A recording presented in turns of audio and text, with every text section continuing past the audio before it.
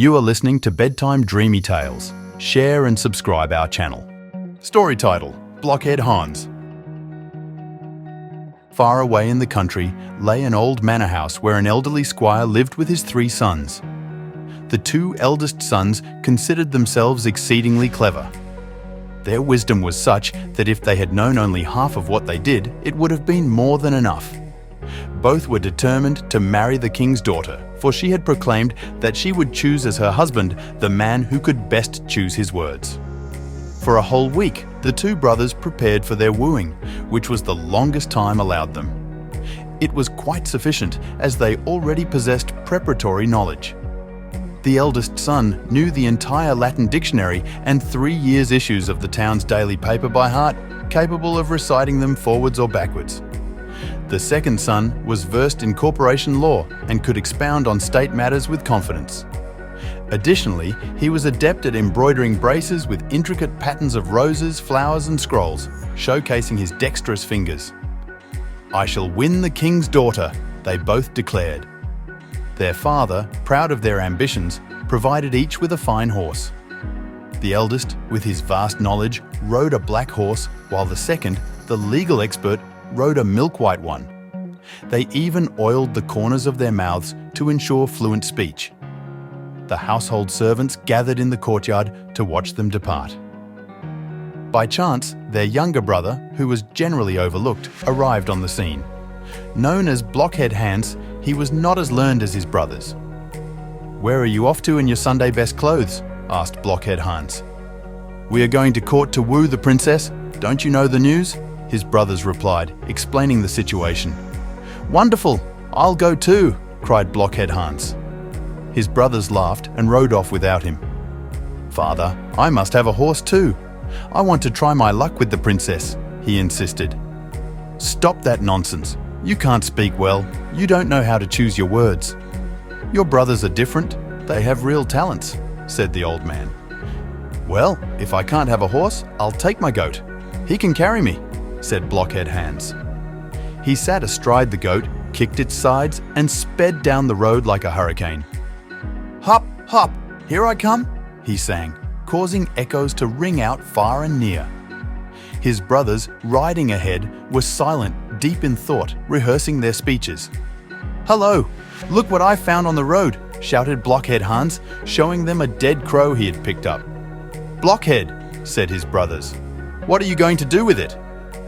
"I'll give it to the princess," he replied. "Do so by all means." They laughed and rode on. "Look what I've found now," cried Blockhead Hans. His brothers turned to see an old wooden shoe without the top. "Blockhead," they said, "are you going to present that too?" "Of course," said Blockhead Hans. His brothers laughed louder and rode ahead. "Look here, this is the best yet," said Blockhead Hans, holding a handful of mud. "Blockhead," they said, "it's just mud from the ditch." "Indeed, and the finest kind. Look how it runs through my fingers," Blockhead Hans exclaimed, filling his pockets with the mud.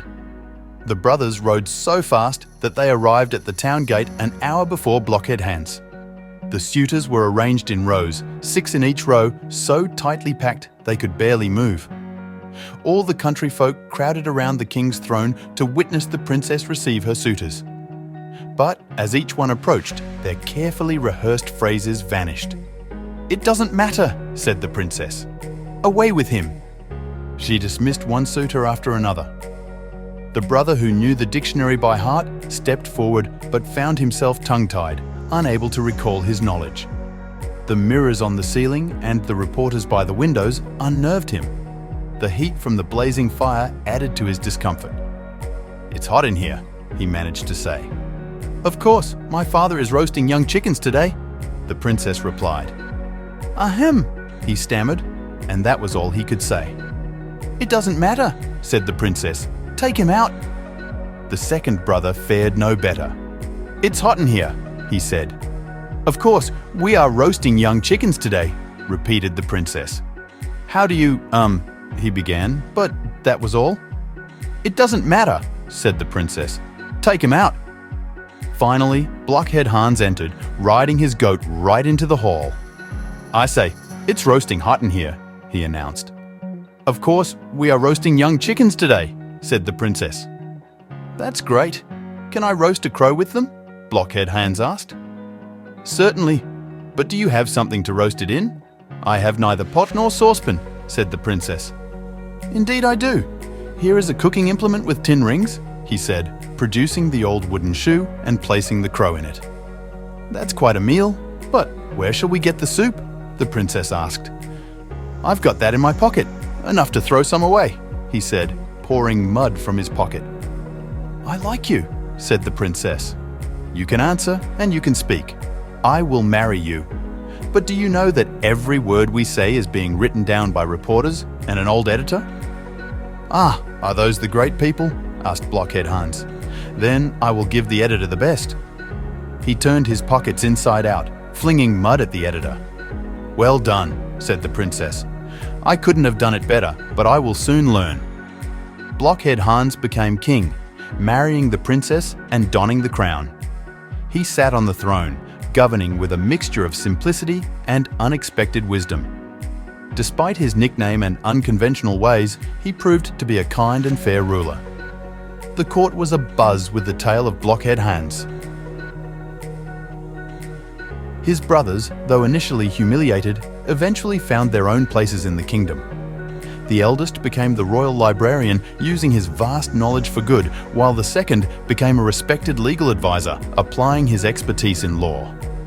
Blockhead Hans's adventures continued as he traveled the kingdom with his beloved princess, dispensing justice in his unique way. He never lost his childlike curiosity and sense of wonder, and his reign became known as a golden age of laughter and fairness. The reporters and the editor, who had once mocked him, now wrote glowing accounts of his deeds.